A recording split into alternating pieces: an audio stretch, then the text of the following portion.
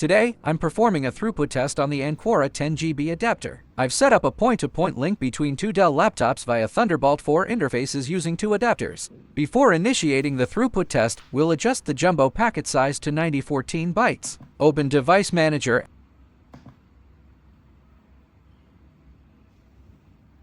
and expand the Network Adapters section. Locate our 10G-bit network adapter, open its properties, and navigate to the Advanced tab. From there, select Jumbo Packet, set the value to 9014 bytes, and click OK to apply.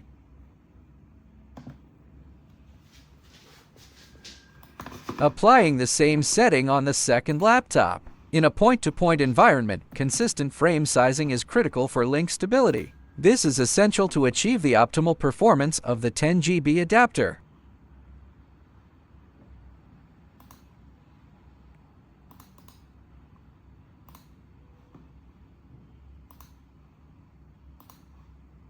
Alright, Jumbo Packet is now set to 9014 on this machine as well.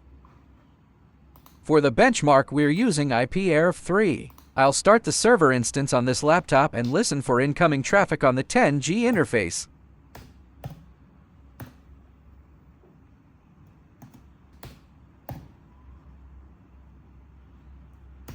Alright, the server side is now up and running, and it's listening for incoming traffic. Now on the other machine, I'll run ANQ-E021 from the command line as well, configuring it as the client to transmit data to the server.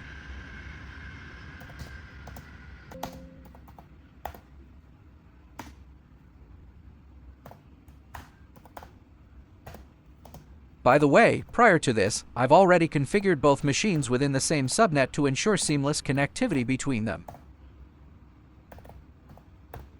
I've configured 8 parallel streams to ensure we're fully saturating the 10 gigabit bus.